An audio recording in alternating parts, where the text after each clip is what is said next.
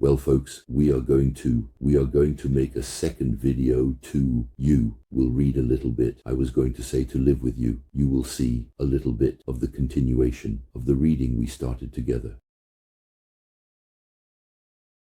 Those who train in injustice will be affected by it and by what they have acquired.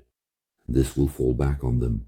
And those who have implemented the entrusted deposit and accomplished righteous deeds will be in the rich lands, in gardens. They will indeed, truly, certainly, undoubtedly, surely have what they want from their generous Lord. This is the imminent and awaited favor. Here is the good news that God announces to his worshippers who have implemented the entrusted deposit and accomplished righteous deeds. Said as a reward for this, I ask of you only faithful love towards your relatives. As a reward for this, I ask of you only faithful love towards your relatives, towards the believers. Our beloved Jesus, the Son of our beloved Mary, peace be upon them and their family, said well, love one another. That is why God will bring his own into the gardens, where rivers flow, and the gardens of eternity, for having loved one another.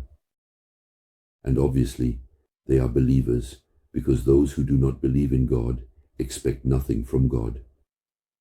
After 1,000 years, they will return to earth, and each will return with their deeds, or they say he has forged a lie about God. If God wanted, he would seal your heart. Through his words, God eliminates the illusory and realizes the truth. Only the truth will remain. God has promised to make the lie disappear. Only his face will remain. That is the truth. Truly, he is knowledgeable of what the seat of breaths holds. He sounds the chests.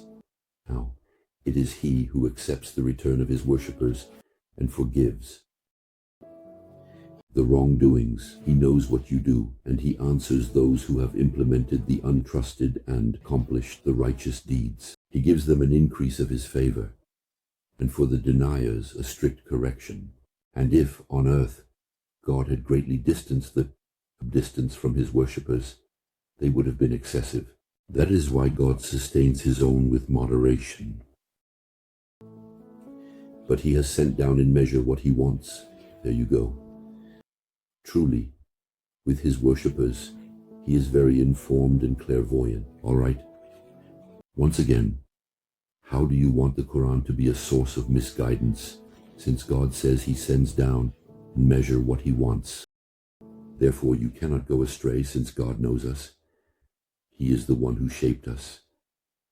He knows what we need and understands our limits. If God were to pour out even his mercy upon us and it were too heavy for us, that would indeed be a subject of misguidance. God measures the sustenance that descends to us. May God nourish us with food sent down from the heavens, and who provides us with abundant water from the heavens.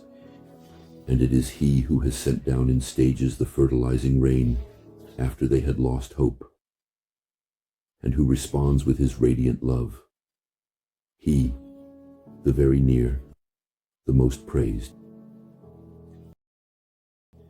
Now, among these signs, the creation of the heavens and the earth and the beings so movingly scattered, and when he wills, he is powerful to gather them. Now, the adversity that befalls you is due to what your own hands have earned. He forgives much. You cannot render powerless what is forgiveness. Excuse me, people.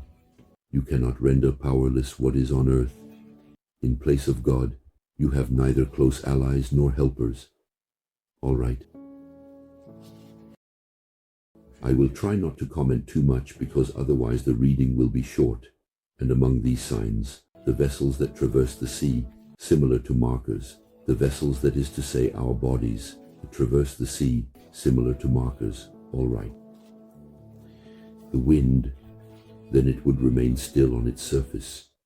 Among these signs, the vessels that traverse the sea, similar to markers, like the stars too, if you will.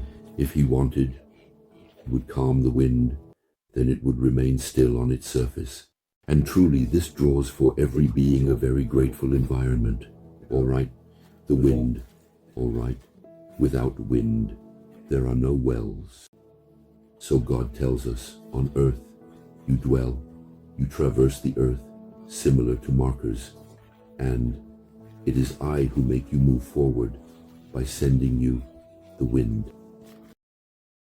If I stop the wind, the word would not reach you, and you would remain still, meaning it is not physical. In fact, you no longer access the light. You lose yourself. You move forward in darkness, or they would cause ruin because of what they have acquired. They forgive a lot, wanting to exalt the pure sound theater. Be you the forgiver, the restorer. They know those who argue about our signs. They have no place to flee. The things that have been given to you are then pleasures of life here below.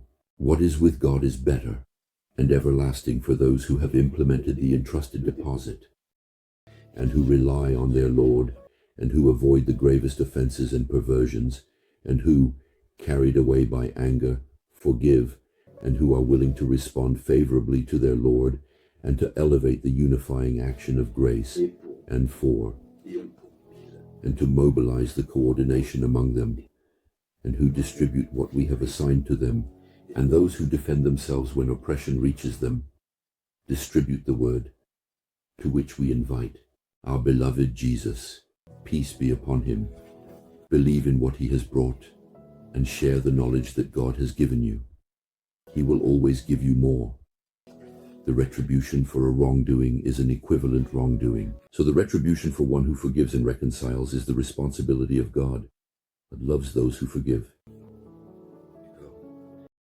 And the reward, he says, is my responsibility. It is so great for those who have the strength to forgive. Truly, God does not love those who are engulfed in injustice. However, no blame for those who have lent assistance after being engulfed in injustice. Blame is only against those who engulf humans in injustice and oppress on earth against the truth. Those will have a painful correction. Endure and cover and forgive. Enduring and forgiving reveal firm decisions to be made, but whoever God allows to go astray would not have then, apart from him, any close allies. And you will see those who stubbornly cling to injustice say, when they see the correction, can we turn back?